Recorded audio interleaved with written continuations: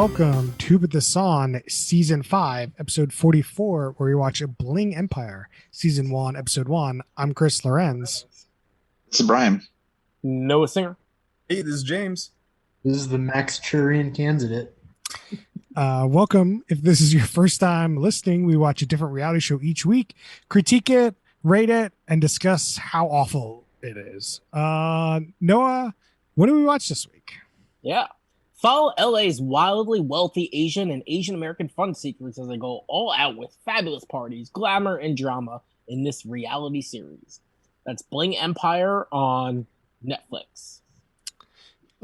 Thank you, Noah. So this show essentially is just a Real Housewives friend group show, but centered around somewhat rich Asians in LA. Somewhat rich. Yeah, I have this contention with the show already. So the show, we'll just go character by character, so we're not going to do a whole thing. But each segment shows you, like, quote unquote, how rich everyone is. But then you go look up their like net worth, and they're rich, but like they make it seem like they're worth like billions of dollars, and they're just not. Like, we'll get into their net worth because I have an article with a lot of them written down. But like, nice. What are we dealing with? Yeah, it's like as we go through, we'll do a guessing game of how much you think they're worth. We'll go through how much they're actually worth, and you'll see what we're talking about. So let's get into this. Let's talk with the person we get introduced to first, Kevin Crater. I don't know if they've actually said his last name. He's kind of like the narrator / host. He's like the new guy coming into this like rich Asian friend group, but he's not rich. Right. Kind of some sort of trope here. Okay. As somebody who's never watched the OC, is this the plot of the OC? I don't know. I've never seen it. Anybody's ever watched the OC? Jesus. Yeah, I think this entire crowd has not seen it. Well, in any case, my understanding is the show is about some kid on the wrong side of the tracks starts hanging out with the kids on the right side of the tracks. I mean, it's a popular. That is the OC. It's a popular trope. Yeah. This time they're Asian. Well, Crazy Rich Asians, isn't this just kind of the plot of Crazy Rich Asians too? The first sentence they say in this show is like, "First time I met this guy, really reminded me of Crazy Rich Asians" or something. It's real life. Crazy Me and Brian were cracking up the moment we started this. Yeah, we made a joke beforehand, like, "Oh yeah, we're just gonna watch Crazy Rich Asians," and then of course they reference it. It was good they called it out right at the beginning because that would just be like the overshadow of this whole show. Good call by the producers and the director. I agree. That definitely it was an elephant in the room of the show that just like immediately went away. You're like, we know it's like Crazy Rich Asians. It's supposed to be like Crazy Rich Asians. That's what we're shooting for. Welcome to our show. Yep. Very spot on. So getting to our game here, Brian, what do you think the net worth of Kevin Crater is? Okay, so when we're asking these questions like net worth, like I know from the show they talked about what his family does. Are we going by the family or are we going by just this individual person? These are individuals. Who? I'm going to go with $3 billion. You think Kevin is worth $3 billion? Remember, Kevin's from the other side of the tracks. Oh, Kevin. Okay, sorry. He's not the one from Philadelphia, Brian. Yeah, no. Okay. Yeah. So he's probably like $300K. Max, what do you got for me? $600K. Noah, what do you got for me? $25K. James, what do you got for me? I'm with Noah. This is low. I'm gonna take a shot at like 50. Actually, I'd like to provide an update. No, you lose. Max. I don't think any website has the right number for how much money this guy has. That's probably true. So I think I got to give it to Max here. there's some contention on the internet here. Mm. There is, if you go to like the basic articles, people say he's worth $19 million. The fuck? And Well, then if you go to like Well, I guess some that other makes- sites, obviously, like you just like, how is that possible? Yeah, how is that possible? What are they calculating? Well, I mean, I guess there's no. It's just the internet, dude. I don't know. Well, this game is broken, Chris. It's already broken. I know. I wasn't it. So like the other people, I think are a lot more easier to understand how much they're worth. Well, now that we know that this number is totally skewed, we can just guess at the other people in the billions because nothing will be. Well, we'll find out. This is You'll crazy. fi- Like, This I'm is just the so dude that shocked says about this. Or Like, designer clothes. Like, yeah, he comes off as like being the guy that has to pay like $1,000 in rent a month. Whoa, That's, he like, pushing pays it. $1,000 a month. Doesn't mean he has to. But if you have $19 million, like you're not doing that. I mean, he could be, but in any case, okay. Who else we got? so Chris thinks this guy's rich. To be Yeah. just, No, the internet thinks he's rich. I wanna don't know think what he's you rich. think, Chris. I'm asking you. What do I think? Yeah, don't hide. I don't think he's 19 million, but I don't think he's poor. I think there's some middle ground here where, he meets these people and they help him out, make some deals. He's worth like a couple mil. Okay, so you get a couple mil. I think Okay. he's got to have. I think he's got to have some kind of base in order to like start like just getting like the connection to these folks. Yeah. And you got to be willing to spend it. Like, you got to be able to out these clubs with all these guys to actually meet them. Anyway, let's go on to Kane Lim, which is like kind of he's on the show a lot. I don't really have a whole lot to say about him other than he's like dunks on all the other people really, and he kind of explains the drama a lot. Is like his role in the show. Yeah, he's definitely like the comic relief. He's very flamboyant. He's a really enjoyable character. Like sometimes those characters can come off as like a dick or an asshole, and I don't think he really comes off that way. He's more just like he knows the situation he's in, and he's laughing a bit at himself and everyone around him. Yeah, that's pretty spot on. No, I feel like at first I was like, we're gonna be in for something with this guy when he was introduced, but then immediately he was pretty likable and kind of fun. I thought, like he felt like he was aware that like of his situation. He knows he has ridiculous amounts of money, but like he's into it. It's fine. Like that's kind of the vibe I feel like he's putting out. Also, to add, very important, he has amazing like jackets and hoodies. At some point in the show, my minutia that I'm gonna jump to, Chris is gonna get mad about.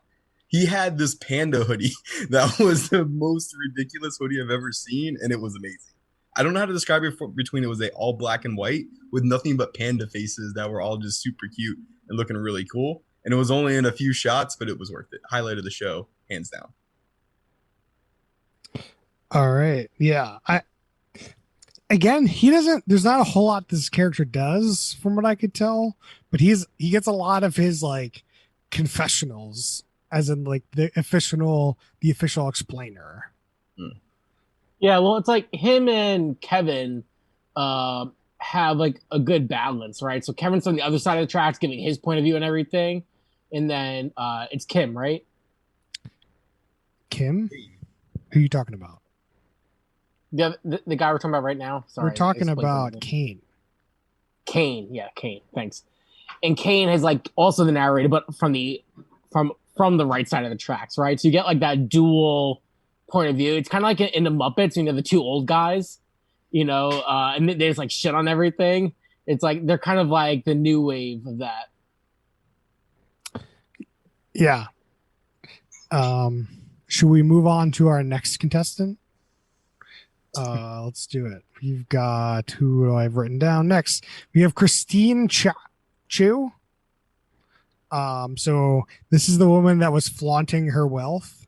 She had like this necklace on, and she would really fight with somebody else. What's her name? Anna.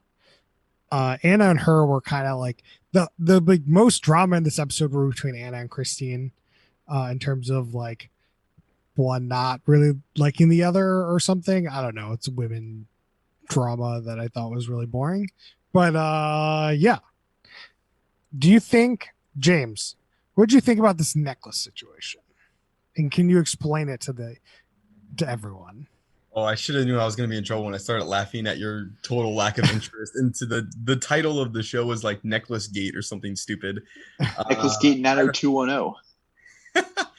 I mean, I am with you in that this whole drama felt super dumb and unimportant to me in every sense of the way, but it seemed really important to them. And the short of it is these two ladies who are into something called the high jewelry.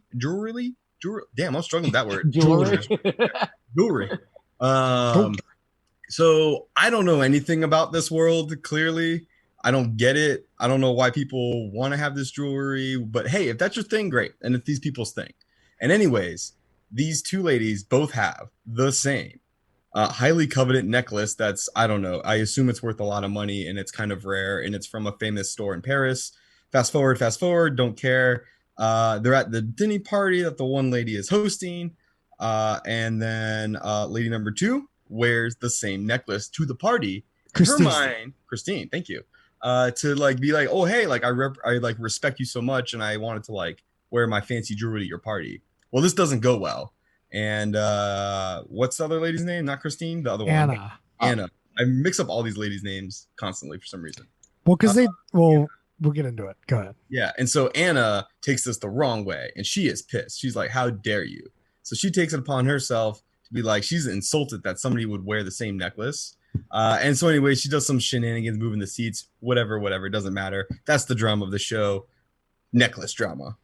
All right, Brian. Looks like you want to say something. I think that there's like a little bit more to this. Like Christina's a big name dropper, and this pisses Anna off a lot. Well, that's the storyline of this episode. Really is like Anna saying, "Hey, I don't like Christine because she keeps name dropping and it's getting worse." Is like the drama storyline, right, Brian? Yeah, exactly. And this is not just any necklace. This is Louis Vuitton necklace. Come on. Yeah, I just didn't understand because she wasn't wearing the necklace. No, so why do you care if somebody comes to your party that has the same necklace, but you're not wearing that same necklace? She just cared about the name dropping of it, trying to impress based off of that. Yeah, it wasn't real. They heavily had some antagonist kind of conversations, it seemed. And I was wondering if this was this one seemed more like a for the show made up kind of drama. It doesn't seem like anyone would really care about this at all. No, I was surprised we didn't touch on this a bit earlier, but do people think this is ham or totally made up? Or let me rephrase. Is this fake or real? I think it's just totally fake, and they're actually friends. Yeah. Oh, I mean, the show's mostly fake for sure. I mean, I feel like there's also the middle ground, which is the producers are heavily producing the shit out of stuff and telling the stories they want to tell. I don't totally disbelieve that these people had some of these conversations about the necklace and blah blah, but having seen enough reality TV shows, we all know that the producers are going to tell a story and they're going to focus on certain arcs, and I think that's what happened here. Well, I think the whole I think Christina getting the necklace was done by the producers. The necklace not even be a thing, right? And so they try to make this the thing. Well, the producers need to come in here and film a show, and these people need to produce drama for this show. So this is totally something you could just write and be like, oh, what do you think's a good way to have drama with your friend Christine? Oh, what if we do this you get mad that she has the same necklace or something that could be real. And they're oh, she could bring it and you could be upset and blah, blah, blah, whatever. It seems it would be highly suspect, I think, at the, that's what I'll rate it. Yeah. It isn't so fake that you could we were watching 1-800-Ask Gary show, and it's so fake. You're oh, Siesta Key or whatever. They're just terrible actors. Everything's terrible. But here they're all in LA, so maybe they're okay actors and that you get it. or some of it's actually real. I don't know.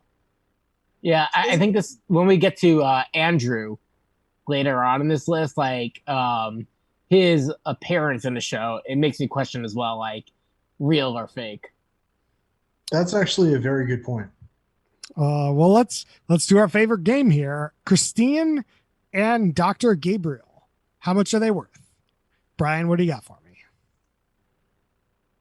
Okay, I'm gonna say 2.5 billion. Max, what do you got for me? 1.3 bill. Noah Singer, what do you got for me? 400 million. James, what do you got for me? Man, again, I stand, I think, closer to nowhere and thinking I'm probably gonna be wrong. Almost, I don't know. Stole my number. Let's say 500 million. I'm gonna go with the correct answer, $80 million. 80 million. Whoa. What? As I was Wow. saying, as I looked these up, I think you guys are a little off on exactly how much people are worth. So I like how Chris is spinning this one like he's excluded. I am I know I got the secrets. I got the deets.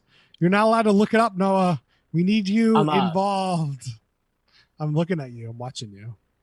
I'm not going to cheat on this. Somebody's got to check the sources here. Dr. Chu is a renowned celebrity plastic surgeon and specializes in reconstructive surgery. Yeah, but the thing that threw me off about him was he's like 24th generation dynasty, like Chinese dynasty. Yeah, he says that he's a direct descendant of the Song dynasty in China. Can we talk about this for a second? Yeah. Okay. So we're introduced to this lady, and she talks about, my husband, he's 24th direct line descendants from the Song dynasty, as they said. Then she says, if China still had a dynasty, he would be emperor. I highly doubt that this guy is like the first male son of the first male son of the first male son to the 24th power. And if the Song there's multiple dynasties between the Song dynasty and the Zhou dynasty. Yeah, true. Like you got a long way to go, but Max, you're right. Like, I don't know if you have to be the firstborn, but you have to be like the firstborn surviving with a male, like with the first male heir. There's like, at the very least, what are the chances that this guy is the favorite son of the favorite son of the favorite son to the 24th power? You just murder everybody. Yeah, you could just murder all the other people, but like at that point, it's like probably like 100,000. Like, how you're 24 people down. Like, you could have a family tree of like hundreds, thousands of people. Yeah, like could be a billion people. You could be, this could be like Genghis Khan situation. Yeah, I'm looking at his plastic surgery website right now, and nowhere does he mention his lineage. Because no one would bother. Why does that matter? I don't know. Like, only the name dropper would name drop the Song dynasty. I mean, there are some like layups here. So under his frequently asked questions, there's 4 questions they have under the FAQs. Number 1, does Dr. Chu have other passions besides plastic surgery? Obvious FAQ. Obvious. Number 2, where did Dr. Chu get his education and clinical experience? Maybe. Wait, does he post that information on his website? Like, yeah. Number 3, what inspires Dr. Chu? Of course, a frequently asked question. And number 4, does he support any charities or nonprofits? Well, I mean, if you're trying to get the top of the top celebrities to come in and get their plastic surgery with you, you might need a little more schmoozing. And unlike your regular plastic surgeon you go to. Could be. I just love these are the 4 FAQs they have on the site. All right, let's move on. We already talked about it a little bit. Let's talk about Anna. So Anna is the other antagonist of this whole thing. She hosts a dinner party at the end, and she moves the seats around, and is like they mention it like 18 times or something. I don't know. The other thing that also happens is she goes to Paris, and they look at jewelry, and they get like this baller hotel in Paris. Like, it's ball. Yeah. It's ball. Which is like a whole issue here, because they supposedly go to Paris to go to Anna's favorite restaurant. the House of Caviar, and they never show the restaurant at all. What the hell was that bullshit? What a good tee up. Me actually, okay. What if the restaurant is classy enough that they just don't allow like reality filming in there? Oh yeah, 100%. Like there's no filming in the classy restaurant like that. Respect to the restaurant in that case, if that's I have a question. Maybe I could do some interneting on this. Is she divorced or is she widowed? Did they like say? Because she's single, and that's also kind of part. They didn't touch on it. I assume that'll be a future plot line. Is her like dating some 20-year-old? They hinted at it. Yeah, I'll look it up. By the way, I now see her estimated net worth, so I'm abstaining from guessing. Okay, all right. Are we guessing? Wasn't there a whole plot line though about discussing her dating life and then like bringing suitors to this party? Like they discussed it on the show. Yeah. Well, Christine, yeah, but like, we didn't see any of it. Oh no, I agree, but yeah, she's definitely single, and it looks like that's going to be sort of a reoccurring drama on this show if you continue watching, where it seems like they're going to be introducing some, suitors or some folks to meet her and potentially date. I think Christina just like offered to do that, like, because at the Chinese New Year celebration, Anna dropped like, "Hey, like I'm having the party," and then Christine was like, "Oh yeah, I'll bring some guys, like some eye candy," and then Anna was like, "No, like, didn't seem like she wanted any part of it. I don't think that there was anybody there for that.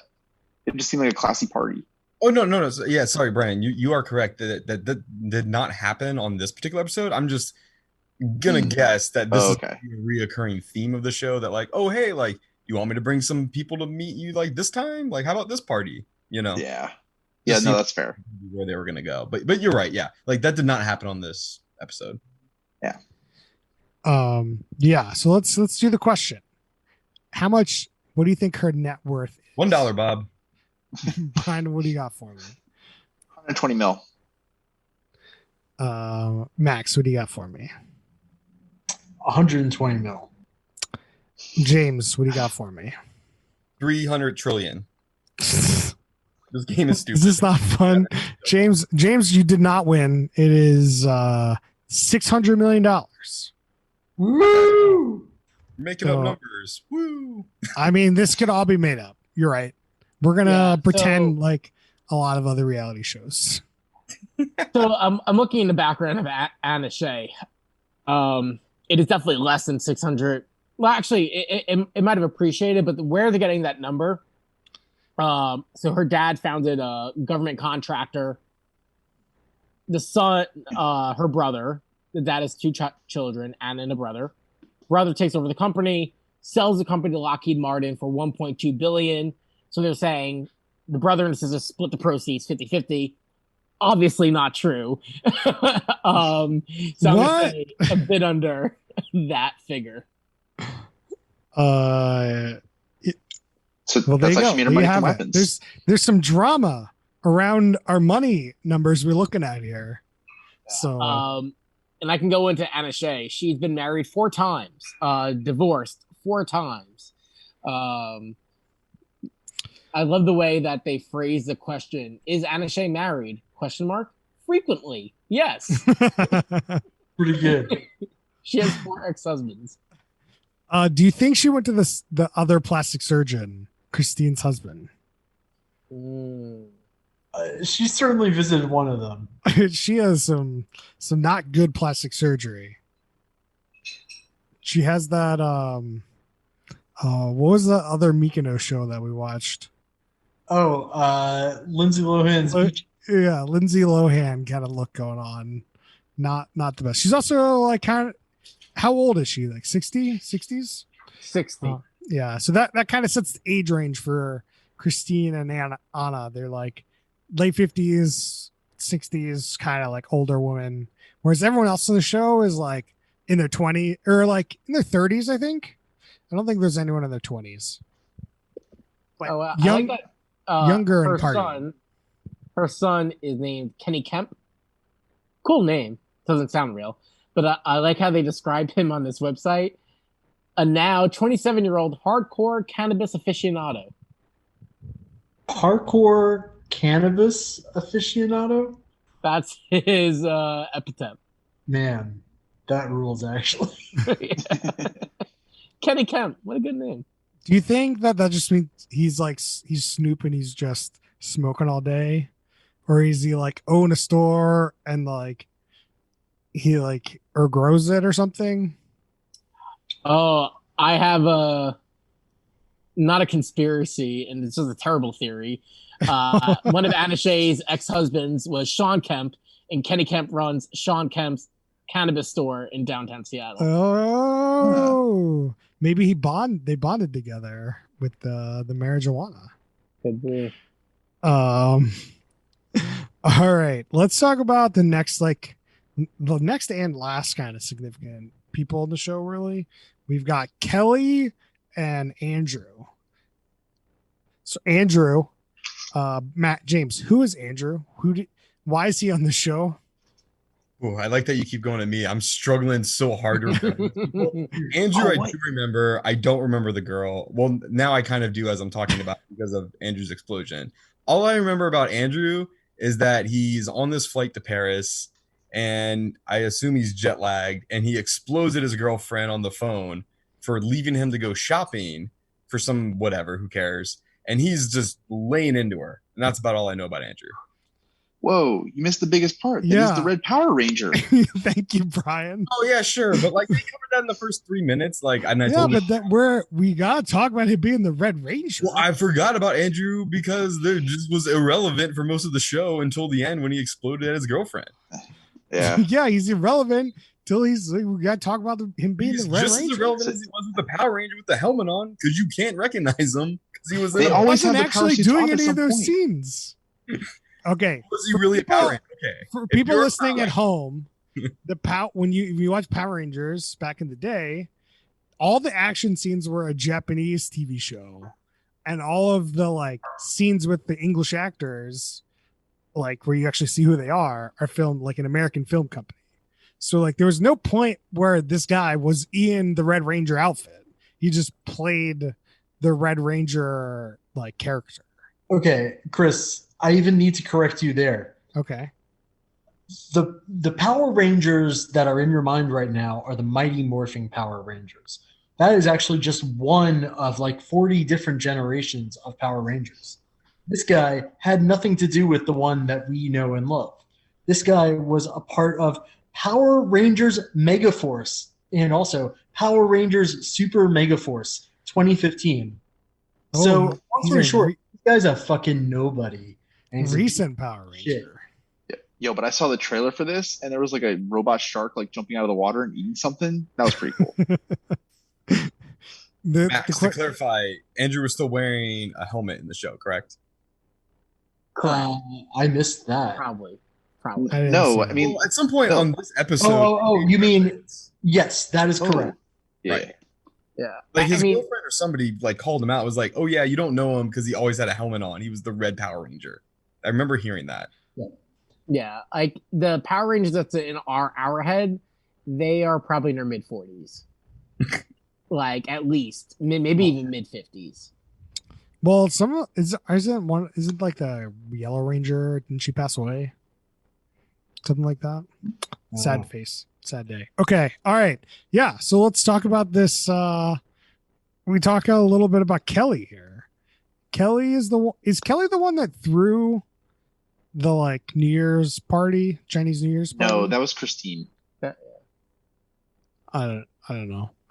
Anyway, yeah, she goes to Paris with Anna and gets in a giant fight with Andrew, and they apparently fight a lot. They're like a fighty couple.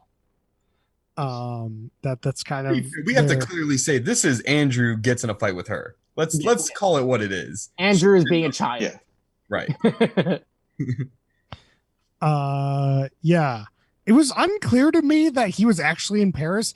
I thought he was like left in like LA when he was taking a nap, and then she flew to Paris, did some shopping, and then came back. And not until you said that, he was at the hotel sleeping, that clicked with me. That like, that makes way more sense. That would be funnier, actually. Like, yeah, I thought you wouldn't mind me going an 8-hour, 10-hour, 12-hour flight to Paris and back. Yeah. Yeah, your nap is going to be a lot long. So we got to break down this scene, right? So the girlfriend is Kelly. Kelly, right? So Anna and Kelly go shopping after their flight. Try to just like keep powering through, not fall asleep. Andrew, on the other hand, jet lag hits him. Right, he's staying asleep. While they're out, Andrew wakes up and he gets frightened that he's all by himself and calls up Kelly and just goes ham on her. And that's about it. He comes off as a real bad person. I don't think he gets frightened. I think he's just an attention whore. What about that? Yeah. I'm just curious why you thought it was about attention. I didn't get that at all. I just thought he had a terrible temper and like something was clearly going on and he just exploded. Is he all roided out? Didn't seem like it. I don't know. I don't think that relationship's very good. No, they'll probably break up during the series. Himself. So also the interesting thing about Kelly is that her ex-husband was some sort of like he was in some sort of fraud relationship, or like he was in some sort of company that stole a bunch of money and had to give $200 million back to the government, and he went to jail for like 20 years. Yeah. He seemed like he was like a Wall Street guy, but in the background he was doing this like text message scheme to get money, and they got caught. Yeah, it was glossed over pretty quickly. So speaking of money, Brian, how much is she worth? We're gonna go with 250 mil. Max, what do you got for me? 251 mil. There's no Price is Right rules here, so like I just give him the middle finger anyway. Noah, what do you got for me? So I'm really conflicted because the initial guy, man, I can't keep track of these names. I gotta write this down. Ken, yeah. Kevin. Okay, Kevin. Yeah, Kevin was the second guy. Yeah, you're saying 19 million, so I'm like Jesus. But Kelly, I'm gonna go 4 million against my own logic. 4 mil. Four? James, what do you got for me? Doesn't matter. 9 trillion. Don't care. All right, James is out of this game. Terrible Noah wins $5 million. Son of a bitch. This is all over the place. I know it is. To put the rest in perspective, Anna is like by far worth the most, quote unquote, worth the most. Okay. Think the other direction. Yeah. Which I don't even know if I don't have Andrew's net worth, so yeah, not a big deal. Yeah, she seems worth easily all the others combined. Yeah. Well, she's the one that throws the lavish party, right? Like no one else can really. I mean, they could afford that lavish party. Would they throw that kind of lavish party? I don't know. Totally. This party is fucking absurd. Let's call it what it is. So every guest has their own server. How insane is this? You go to those fancy restaurants, James. Everyone gets served at once. Okay, well, I guess I'm not throwing Chris any more parties because he just demands a dedicated. I need that. That's right. I'm not coming to any more parties. Have you seen me over at your house for the last year? Obviously not. Yeah, you expect from servers. James, are you sure I recreate the same exact experience? Step 1, buy a pizza. What? How does pizza equate to lavish, a crazy party I've ever seen? No, everybody gets served at once. Everyone can take a slice of pizza at once. Sure. The only time I remember this happening to me was when I was in New Orleans. We went to some restaurant and they like all served us all at once. Commander's Palace. That's the only time I remember that ever happening, except for when I was at James's house, or I was expecting it at James's house. Oh, I left you hanging that time. I got an update. So Kelly and Andrew are no longer a couple. Shocker. But only of recently, on March 9th, she posted on Instagram. So that's 2 weeks ago, 3 weeks ago. So they'll probably be back together. Just give them some time. Could be. And shout out to my favorite local restaurant, Seattle Fish Guys, for liking that post. Good for them. Did you just? Are you getting a little kickback? What's going on here? Did you just sell out? Yeah. No, I'm on Instagram and it says liked by Seattle Fish Guys and 63 other people. The internet corner does not miss an opportunity to give a shout out. Clearly, they're into Bling Empire as well. Yeah, good for them. Hey, Seattle Fish Guys, send us some free fish. Oh man, make my day. Did we meet we met Jamie, right? Jamie Z. I think she was at they were eating together at that restaurant. She was the other woman at the table. Oh, yeah, the one who got thrown into the pool. Yeah. Okay, let's get into this scene because I like this scene. So they're at this Kevin, Jamie, and somebody else is at this pool at somebody's house, and they get into how much rent they pay. And like this house is baller. It's got an infinity pool in like LA, like fucking like insane. It's an insane house. And the amount of rent she says she pays is $19,000 a month, which is insanity. Just insanity. So renting a house, I didn't actually pick up on that. I did recall the conversation about like Andrew talking about rent, but I didn't realize that they were talking about renting the houses, which kind of makes me then question a lot of how much money do they really have, and how much is the show kicking in for some of this stuff. Like, we should get into it at some point, but like they show a lot of expensive cars on the show, and there's nothing to lead me to believe that they own any of them. Yeah. When I looked up how much the net worths of all these people, I was like, oh yeah, these people aren't lavishly rich like the show wants to make you believe. They're rich, like they're like, but they're not like flying to. Only one of the people here I could see like going back and forth to Paris to their Paris house, right? Like if somebody wants to own a Ducati or like wants to own a fancy car, sure, they might own like one or two. They're not they're not Jay Leno. You keep making the plugs. Now I want to talk about the Ducati scene, but I'm not sure if we finished the pool. We didn't, because we got to talk about Kevin. He says that he rents a room in the LA somewhere for $1,000 a month. Chris, do you believe he shares that place with other people? Could you imagine? I have a theory about Kevin. Okay, if he actually does have 19 million, he rents this shared one bedroom just so he can say he has a shared one bedroom. Or the easier thing to do, Noah, is just fucking lie. Just like I don't like. He seems so nice though. He seems so genuine. Yeah, well, the magic of editing, Noah. Oh man. I think that maybe he doesn't live in downtown LA. Maybe he's got two places. I don't know. I also don't think he's worth 19 million. So like, but it's unclear. But they talk about that. And then there was a conversation about how their friend group isn't fun and like dunks everyone in the pool.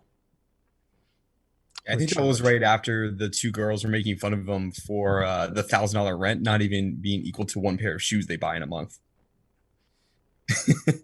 And then that kind of leads into, well, how do you afford those shoes? Oh, we have these trust funds. And then there you go. Yeah. Like, I got to get me one of them. How do I get one of them trust funds? Step one, be reborn. And to the pool thing, why was everybody just like so not into having fun except Andrew? They're just so worried about messing up the hair. Is that the situation there? Like, what's going on? Too posh, too good? You can't mess up the hair, James. Come on. I don't know. It was a gorgeous pool. Just jump on in that pool. Have a good time. I don't get it. The pool is there to be looked at. It's true. It's not to be in. True. They were wearing jewelry to the pool, weren't they? That seems like, you're on this show. You're on Crazy Rich Asians. I like that Andrew was down to have some fun in the pool, though, or at least try to liven it up a little bit. He tried to get the girls to go in the pool. They were not happy about it, but then they laughed a little, and that was the pull. All right, James, So- tell me, or go ahead, Noah. So I'm like just browsing a lot of the characters. I guess they're not characters, they're people. Instagram pages, and a good amount of them have their like profile type. You can put like celebrity, like athlete, whatever. They're entrepreneurs. I have issue with someone who has like millions and millions and millions of dollars calling himself an entrepreneur. What do you mean? Our glorious leader was an entrepreneur. He took a couple $1 million from his daddy and it turned it into a business. That's how entrepreneurs work. I think labeling yourself an entrepreneur is like trendy because it means, you have enough money that you can spend it on this sort of stuff. And it doesn't mean they could say they're an entrepreneur and never have invested in anything. It's just trendy label. I think they invest in things actually. But that's all they do is spend. They don't actually make money. They invest in the new shoes. Yeah. It depreciates value, but it's an investment. Yeah. That's it. Jewelry arguably could accrue in value. No? It's possible. I don't think so. At like this level, like if you're buying like the most expensive thing at a jewelry store, like I don't know. It's just like At its peak? it's like expensive because you bought the most expensive thing at the jewelry store. Like, do you want to buy like some expensive jewelry from somebody secondhand for like that kind of money? I don't know, right? Yeah, like jewelry in general, like something you might buy or whoever might buy, like that's not going to appreciate generally, right? It's like it's kind of like you bought it, now it's worth less, right? Because it's not new. But if they have like one of a kind, or what they talk about a lot is couture. I don't know how to say it, but like it's the level of high-end fashion that means like literally it's one of a kind. Then yes, if that can potentially appreciate. Well, if you have like the jewel, like the Queen's jewels from England, like there's something special if you have like a big enough diamond, right? Like that's great. But if you don't have if it's just like a normal jewelry piece, I don't know. James, let's talk about a Ducati. You tee it up. Okay, I have a lot of issues with the scene that we can get into in as much minutia as you guys would like. So, this, who is the lady's name? Because I keep mixing up all her. Christine? Is this Christine again? I don't remember. I think so. Okay. Let's assume it's Christine. It is. So It's Christine. Christine is cruising along the highway in her incredibly lavish SUV. I want to say it was the Lamborghini SUV, but Max probably better identified it than I did. I did not pay attention to what she was driving. Very expensive SUV. Two rather gigantic, burly, strong-looking gentlemen get out of the car. You're like, uh-oh, what's going on? And it is her security detail, her bodyguards. And you might ask, why does this girl have these two gigantic bodyguards if she's just going to some, motorcycle store? The reason is because she's currently transporting all of her jewelry from one house safe to another house safe. So she's got her bodyguards with her because the jewelry's in the car. But recently, she's been very worried about like apocalyptic type events happening, fires, floods, tornadoes, hurricanes, earthquakes, whatever. There's going to be the big one for those in the Northwest that know about that. And so she is like, hey, all these movies have taught me one thing. And that is that as soon as something really bad happens, the highways are all going to get gridlocked and none of the cars can be able to drive anywhere. So you know what she needs? She needs to get somewhere fast. So her boyfriend's like, hey, well, why don't you get like a jet? That would be really good. She's like, yeah, but how am I going to get to the airport? You know what I need? I need a motorcycle, but not just any motorcycle, like an insanely fast Ducati motorcycle. So she rolls up into this thing in this crazy SUV, bodyguards, etc., in a pink, like fluffed, like feathery jacket in the middle of LA, which seems unnecessary. But besides the point, rolls into the store and the Ducati dude is like, all right, what's going on here? And they continue to like try on some Ducati jackets. I think she sits on a bike for like all of maybe 30 seconds. They never do anything else. But she's like, you know what this is a great time for? Why don't I show you some of my necklaces and jewelry that I brought to transport? And so they start demoing some of the necklaces, and that was the end of the scene. What? Did Okay. Ducati pay for this scene? Oh, obviously. I But don't it think wasn't so. a good look for Ducati at all. Yep. Aside Doesn't from, I matter. guess it's like expensive product placement. It's all about branding. This is the lady who's always like Dolce Gabbana, blah blah blah, or Mez, blah blah blah. This feels like the same thing. It's like, Yep. ooh, fancy brand name. I have to slather this all over me. Mm. Max is so right. Also, it's in this scene where I noticed a very distinct can of Red Bull in her hand that was perfectly shown to the cameras. So now I'm thinking, okay, so Ducati, but then Red Bull? Now I'm lost. I don't get it. But maybe that's the show. Product placements. Boom. Netflix is trying to get into it. It's big money. Big money there. I Did you definitely guys thought so. The I feel bike like she was looking at. Oh, what's up, James? I was saying, I just really want to know how do you guys experience the scene because this was very alarming to me. This whole crazy scene, which led to nothing. I'm going to be honest with you, James. I kind of checked in and out of the show at this point, and I remember them being at the Ducati place, but I don't remember this jewelry bit at all. Yeah, I'm surprised the bike isn't more expensive. It looks like the bike is $10,000. That's it. Ducati. I mean, you Look can't at be selling motorcycles for much more than that. Like the motorcycle market's just not like you're not buying $100,000 motorcycle. Don't no. Look know. up the most expensive motorcycle. Look at the premiums. What I am surprised though, so Ducati has a scrambler line of vehicles, I guess you want to call it. But they make an e-bike, a $4,000 Ducati e-bike. No, they slapped that brand on a $1,000 e-bike. Could be. Great move though. 3x Yeah. in the profit. You know, Anyway, like, Ducati also makes $100,000 super bikes. Thank you, Yeah. Mac. I had to imagine that they weren't looking at the 10K bikes. Well, as we talked about, these people aren't as rich as they say they are. Or at least True. they try to appear. Sort of rich Asians. They're rich.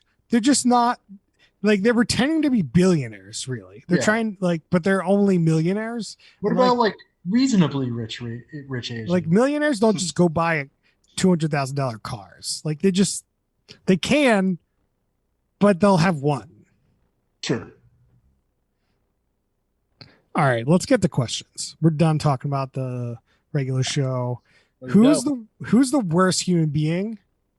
I feel like I mean Christine is obviously right. No, Andrew. Andrew. I feel like No. Christine's No. pretty bad. It's Baby G. No. Uh, It's definitely Andrew just because of that blow up. Like, yeah, name dropper, You know, fine, whatever. he was just flew all the way across the world, and all he wanted when he woke up was to go get some chicken fingers, and she was gone, and he got pissed off. Like Christine is clearly like an asshole to everyone around her. Name dropping is not like that level of asshole. No way. It's definitely Andrew. All right. no I mean, bones I'll about it. concede because I agree with you, but I feel like Christine like is high, like she's pretty close. She's my second choice. Yeah. I feel like a couple like choosing to be together and they argue a lot is like not being like an asshole to everyone. Like that they're being assholes to each other. That's not an argument though. That was just like straight up yelling and like Yeah, but they choose to be together, Brian. It's not like this is the first time he's done that. that doesn't make it better. Or Yeah, that makes him a bad guy. I'm just saying they're being assholes to each other constantly and an asshole to themselves if they're arguing like this all the time and staying together. Sure. What's the next question? Okay. This is the apex or downgrade for our host, Kevin. Apex. Apex. Apex it is. Let's do we want to do baffling moment? Do people have baffling cringy moments? Brian's I got got one. one. All right. So Christine and her husband Gabrielle are like talking about the party, and Gabrielle's like, "Are you going all Chanel for this?" And Christine's like, "No. Piaget sponsored this. I'm wearing all Piaget." Like the name dropping already started at that point. I do have one. So we get introduced to Anna, and she's with her friend Maria, and they're just in this house in her like closet, and she's just like demoing the closet with this sledgehammer in her like fancy dress. I was like, what is going on? What are you doing? I love They her. never explained it. Well, how did they never explain that? They never explained anything in the show. No. It's a bunch of non sequiturs that barely connect to anything, and you're just like, at half the scenes you're like, what? And then it's two happen. Then it's like next scene. Just moves. I love her so much because like she also when she took like the flight to France, like she took Air France and she's like, I love them. So like I had to be a flight attendant for a day. Oh And then yeah, she put on the that was, outfit. that was another minutia I Like- wanted to bring up. She's got a great personality. Yeah, but then they really didn't go into the scene that much. Like they show it for like 30 seconds. Next. Right. I was definitely cringing as she was trying to be a quote flight attendant for a day. And it just felt like so, I don't know, patronizing doesn't feel like the exact right word, but you know what I mean? It's just like, No, it definitely felt patronizing to yeah. all the Yeah. people Yeah. like working that flight. right. Oh, very much so. I'm so rich. I Right. can just pretend to be you for like 30 seconds. Haha, look at me. Yeah, it left a bad taste in my mouth too. Like dressing like the servant as they like, give you like food and what, like this is first class to Paris or whatever, or at least business class to Paris. Like this is not, you're not going to McDonald's dressed up as like the McDonald's worker. Like this is literally somebody there just to like serve you and like the people around you. You dress up like them. It's definitely a disgrace. Counterpoint though, it felt like she kind of respected him enough to like be like, yeah, like I'm not above you. Didn't come off. No. But like I could see why she would think that that's how that would like be. Oh, for perceived. sure. But that's just not how it is. Baffling to me was at the party, she's just got like $1,000 caviar sitting out for the taking. Obviously, that's probably there from the producers, but still, like that's just the Butler. shot before they bring it out, Noah, and then it's gone. they bring it back in. All right, guys, we're Empty. done. they actually sell it. See if Costco will give us a refund. All right, let's come up with some drinking rules here, guys. Let's do the drinking rule segment. I mean the obvious one here is any like lavish thing that they do that you think is like super lavish. Take a drink. Like, go shopping for jewelry, take a drink. Or like have an infinity pool, take a drink. Noah, what do you got for me? Similar, but a bit more nuanced. Anytime they drop a name brand, take a swig. That's a good one. James, what do you got for me? So since I think the listeners are gonna just be hammered by your rule, I'm gonna go a little lighter. And anytime they sort of casually will drop in just a hint of some Asian culture, but not really enough to teach you anything, but just like give you a hint in a direction of something. That's a good one. Brian, what do you got? I think no, I got nothing. Max, you got one? Nope. All right. What do you think the production schedule on the show is? This episode has been a week. Probably. This is definitely like a 2-3 month filming for like this season. Like it's not a short show. Yeah. I mean, they definitely covered at least 2 or 3 like dinner/parties just in this one episode. So like span that, some days in between. A week feels guessable. I wonder how many camera crews they like have. Like who's being followed by the camera crews on like a certain day? Is there like a schedule? Like, okay, we're gonna do this. So we have these like the camera crews with Kim or Anna today. I wonder how that all that works. Do we remember our answer for what was the schedule for the New Orleans show? I think we said something similar because we saw like a week or so, and yeah. it seems like these shows kind of will truncate a week into an episode. It seems to be kind of where they're like placing it at. I could see that. This seems a little bit broader. Like I think they chopped up a couple things because the only thing that's like very timely is Chinese New Year, right? So we can peg that to like early mid-February. The Paris trip, we have no idea. In her party, we have no idea. I feel like the Paris trip was kind of like spliced in episode one, even though it might have taken later in the year. Yeah, I mean, to your point, like we don't really like. I agree with you. There's one thing that we know that happens in one specific order, but like other than that, these other scenes could have been anytime. Yeah. Let's talk about would this show be better as a Quibi? I think no. This might be a no for me. Yeah, I agree. There's too many characters that this would be really tough as a Quib. You got to really truncate it to like 4 people, and then maybe. But even then that might be just too boring. So we're gonna go with no. A stamp of no. Let's do what shows inspired this show. Obviously, kind of talked about it, Real Housewives. I don't know if there's any like very specific ones. Maybe a little Vanderpump in there. I don't know. Yeah, this felt pretty Vanderpump to me. But Vanderpump, the whole thing is like it takes place at the restaurant or the club, right? Yeah, but it's a group of friends. Like it ends up just being the group of friends that you follow with like a loose connection somehow, right? So I just think Vanderpump is like so old at this point that it's probably I put it down as a reference in this. I can see that. Let's get down to our favorite question here. We do a rating system where we do top, middle, bottom, third compared to other reality shows. And some people do ratings in their ratings. Mr. Noah, what do you got for me?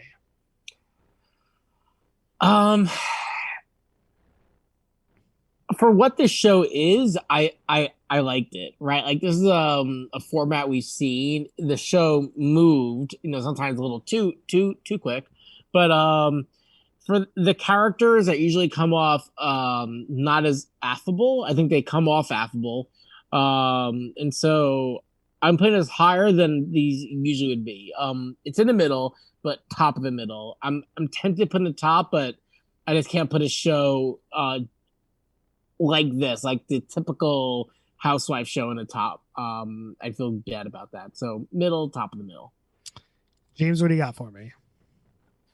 Yeah, so I mean, there's a few things I think the show did really well. Ultimately, I'm gonna put this in the bottom because it's just not something that's for me, but it even goes a bit further to like things that I actively dislike and like qualities and stuff. Like it's just not my cup of tea in that way. Just very much not about the superficial, and that's exactly what the show is. But not to say there's anything wrong. Like if you're into some shopping, some cool jewelry, and like lavish and cool designer clothes, like these people are going to go and do that and have a good time. And so it's a show about some friends. They're super rich apparently, or at least appear to be. And so I think that like the show, like they did a good job at like producing it well, keeping it moving, keeping it flowing, keeping it lively, some things happening. Falls into the normal pit holes, but yeah, long story short, I'm gonna put it in the bottom, but I will put it at the top of the bottom just because I thought what the show is done decently well, but it's just not for me. Max, what do you got? I am going to agree with James. The show was not for me. I'm going to put it as bottom third and torn between top and middle of the bottom. I'm going to go with middle of the bottom. I was just bored. I actually like, if memory serves me correctly, Vanderpump Rules, just because I thought the drama there was a little more natural, interesting. These people, they have so much money and their lives are so fucking boring. Like, they made flying to Paris look fucking boring and shitty. Unbelievable. I mean, that's when you know you're rich, when you can fly to Paris, and that's just like a boring thing to do. I'm bored. The show didn't capture me at all. Brian, what do you got for me? I think it's bottom of the middle. I don't know. I agree that there are some parts that just didn't come off well, but at the same time, it felt a little exciting and was moving. Like I like the name drops and just like everybody like trying to just talking about this crazy life. I'm kind of in agreement with you guys where it's like, I think for like a regular reality show, if we're going to compare it, like this kind of reality is like bottom third reality like almost all the time. Like I just don't find it all that interesting to follow a group of people and their fake drama. But that said, I think that this is kind of a middle third of that kind of show. I think that it was the people were somewhat interesting. The drama wasn't terrible, but it wasn't very good. But it certainly wasn't unwatchable, which is I would find some of the other shows. So, take the rating for what it is at that point, in terms of what kind of reality you like. If you like this style of reality, you'll probably like this show. If you don't like it, you're definitely not gonna like this show. But just don't bother. Which I'm sure you would already know at this point. So what's the Chris official? Is it the don't bother? Or I think it's in the bottom third. Yeah. But I think there's some wiggle room there for you. I think you're right though in the way that you framed it. Like that's kind of how I felt. Like if this was something that you would be into, or like you find this world exciting, like you'll probably like it. But if not, you're definitely not gonna like it, or you're gonna get very bored. I thought we were gonna wiggle out of the bottom here. I did it for the other show, the Nolan show. Knowledge. But I think the show kind of is a little worse than that show. So it just really? how fake it is, how it is just like some of the talks were cringy, like that you could tell they were acting like, the other show felt a little bit more like nuanced. But anyway, you could flip a coin. One day I'll say it's one day I think it's the other. So it's pretty close. I feel you. So that's Max. I just noticed Noah always loves the LA drama shows. Sunset Boulevard, somebody's top third, and everyone else is bottom third. Selling Sunset. Selling, that's it. I mean, only one of us on this pod has lived in California for a period of time. Yeah. I lived there for 5 years. Well, Ooh. I totally forgot about that, Max. I lived on Sunset Boulevard. Damn it, Max. And how have you not fallen in love with this category of TV? Max, I got the fuck out of there. Follow-up question, Max. Was your rent more or less than Kevin's rent? I lived there from 0 years old to 5 years old, so I have no fucking idea. So your rent was free. Yes. Okay, so it was less. Also, thanks. Maybe Max and Max. Oh, what's up, James? It's fine. I was thanking Max for giving me the time frame because I felt bad for not knowing that Max lived there, but the baby Max. I was saying maybe it wasn't Max who lived there. Maybe it was actually me, and then we got switched. All right. Let's end our discussion of the show. Let's talk about shout outs. Mr. Noah, you got a shout out this week? I think anything. While you think about that, Yeah. I'll chime in with some Falcon and the Winter Soldier. Episode 1 was pretty good, much better for like a week-to-week show than WandaVision. I think it'll end up being better. If you didn't like WandaVision, I'd say give that a second chance, but also come back for this. And then my second shout out is I watched my Octopus Teacher this week, and that was really good. It was really interesting documentary. Like if you've ever seen an IMAX like nature documentary, this is like the best one of those you'll ever see. Like this is so good. Highly recommend. Wow. High praise. I want to talk about that a bit more because I also watched it with Chris and it was great. What I love about it is all of these, Planet Earth type documentaries, they pick a little animal and they focus on that animal for 3 minutes and they move on to the next animal. This is, what if we just watch one animal for like an hour and a half and it fucking rules. It's so good. It ruins all of their animal documentaries for me. What animal did you watch? Was it the grasshopper? No, it was an octopus. It's called My Octopus Teacher. Oh, the Octopus Teacher. Got And it. it's on Netflix. Yep. Yeah, it's also nominated for an Oscar. So It not the stars only a guy people. who wants to fuck an octopus. That's not true. I mean, it's kind of true though. Noah, did you think of your shout out? Yeah, there's really nothing noteworthy to shout out, so I'm just gonna abstain and hopefully find something. Oh, so you better. thought about it, decided against it. Okay. Yeah. James, you have a shout out?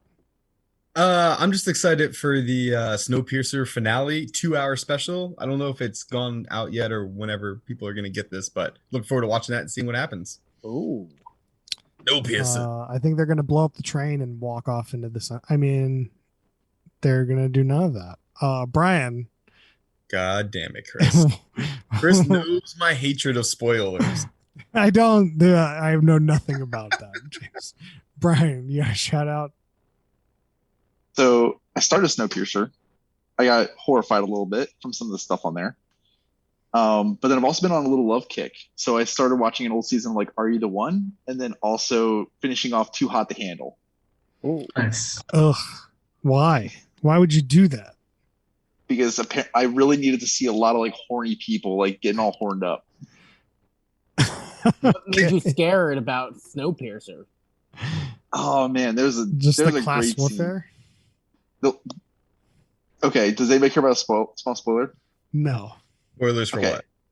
Just Snowpiercer. episode 1, season 1, episode 1. Oh yeah, go for it. There's a scene where like this like big ass like fight breaking out, and then there's this like little kid horrified, but then like so they're all trying to escape the train, and you need like this guard's like handprint to get off. So this kid's horrified, but sees like this guard's chopped off hand on the ground, sees that and is like, "Yep, that's what I need to pick up and like get the fuck out of here," and then puts it on the door, and then like all these other guards come in to like stop the fight, and it's just like, holy crap, like that's nightmarish for any kid. Snowpiercer. I'll leave on an end note here that on HBO Max, there's some documentaries that are pretty interesting that are leaving at the end of March. They're like CNN. There's one on the Kennedys. There's one on the Bushes, and then there's one on Tricky Dick. We got Nixon, and they're really interesting. I definitely give those a look. I don't know where they're gonna end up after when they're off HBO, but they're definitely How long are they? they're episodic, so there's like one of them's 4 and the other 2 are 6. Okay, so yeah, it's a decent clip. So it's a decent, like you won't be able to get to them all before they leave HBO, but definitely try to seek them out if you have like access to CNN. They're probably all on your CNN stuff. So all right, well, that's it for us this week, and we'll see you guys next time.